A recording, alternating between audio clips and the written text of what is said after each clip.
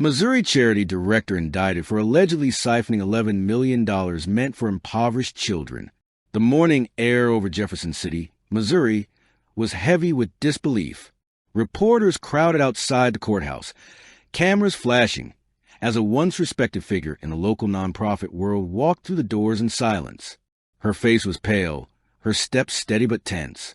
This was Margaret Maggie Hill, a woman once celebrated as a savior of the poor, now accused of one of the most shocking betrayals in recent memory. Federal prosecutors alleged that Hill, the longtime director of the Heartland Children's Foundation, had embezzled over $11 million in funds meant to feed, clothe, and educate impoverished children across Missouri. For years, Maggie had been hailed as a hero. Today, she stood accused of being a thief, the woman who promised hope. To understand how this scandal shook Missouri, you have to start with the legend of Maggie Hill. Born and raised in Kansas City, Maggie came from humble beginnings. Her father worked at a factory.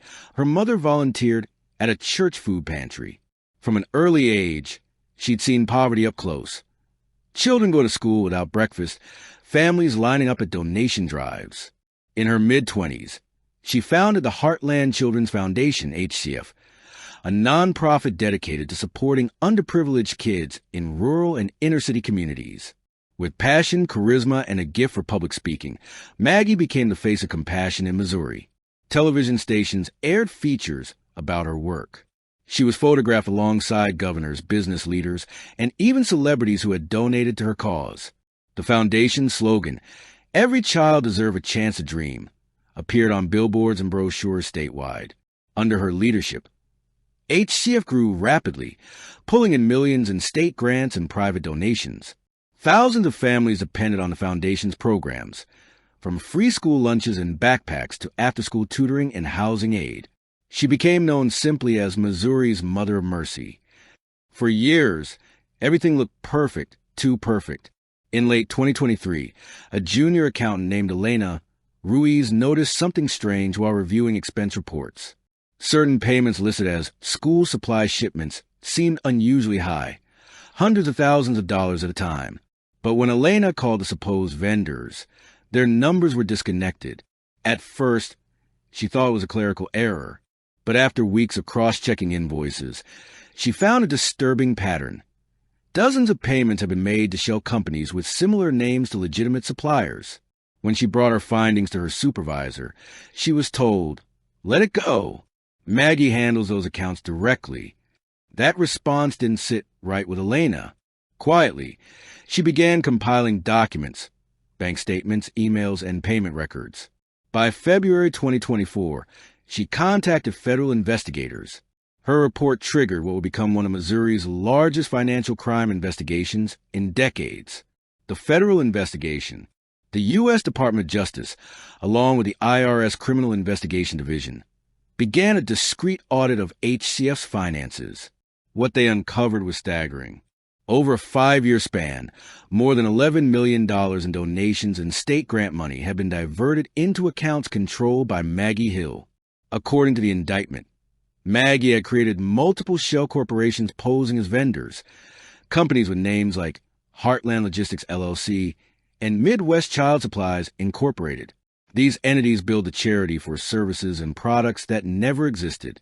The money, investigators alleged, was then funneled into Maggie's personal accounts, used to purchase luxury cars, high-end jewelry, and multiple properties, including a lakefront mansion near the Ozarks valued at over $3 million. One federal agent described the scheme as a masterclass in manipulation and deceit, hidden behind the image of charity. When confronted with the findings, donors were devastated. "We thought we were helping children," one local business owner said, tears in his eyes. "Now it feels like we were feeding someone's greed." The fall of philanthropists. On a gray Wednesday morning in September 2025, federal agents arrived at Hill's mansion. Neighbors watched from their porches as the woman they once admired was led away in handcuffs. Dressed in a tailored navy suit, her expression was unreadable, neither defiant nor remorseful, just eerily calm. The indictment listed 22 federal charges: wire fraud, money laundering, conspiracy, and misuse of charitable funds. If convicted, Maggie Hill could face up to 45 years in prison. At a press conference that afternoon, U.S. Attorney Daniel Brooks summarized the case. This defendant exploited the trust of donors, volunteers, and, most tragically, the very children her foundation claimed to protect. This is not just financial fraud. It's moral fraud. The courtroom that week was packed. Families who had relied on the foundations helped fill the gallery, clutching photos of their children. Some cried quietly. Others glared at Maggie in disbelief. She pleaded not guilty. Her defense attorney, a sharp-tongued litigator named Brian Latham, claimed that Maggie was being scapegoated for financial mismanagement she did not personally direct. He argued that multiple employees handled funds and that the investigation had unfairly targeted her due to her prominence. But prosecutors had emails, signed contracts, and bank transfers leading straight to her signature. Justice and aftermath. After 3 days of deliberation, the jury returned its verdict, guilty on all counts. The courtroom fell silent as the judge read the sentence: 35 years in federal prison and restitution of $11.4 million. Gasps and sobs echoed through the room. Outside, families gathered in relief, not celebration. "We didn't want revenge," said Damara Green. "We wanted justice, and maybe a little bit of healing."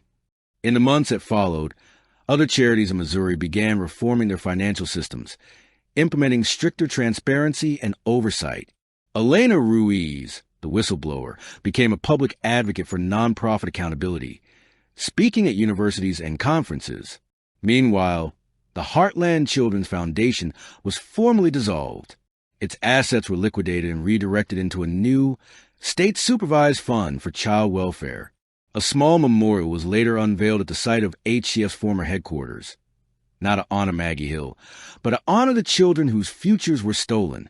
The plaque read, "For every child who believed, may their dreams never be forgotten."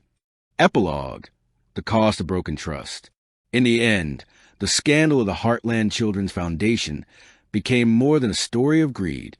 It was a warning, a reflection of how easily power can corrupt and how fragile trust can be when placed in the wrong hands. Missouri had once celebrated Maggie Hill as a saint. Now, she would be remembered as a symbol of betrayal. But from the ashes of her deceit rose something powerful, a renewed commitment to honesty and vigilance within the world of charity. As one volunteer said, standing outside the courthouse the day of the sentencing, "She took millions, but she didn't take our belief in good. We'll rebuild that for the kids she forgot." And with that, Missouri began to heal, one act of real kindness at a time. Thank you for watching. Please don't forget to hit the subscribe button, like, and share. Till next time.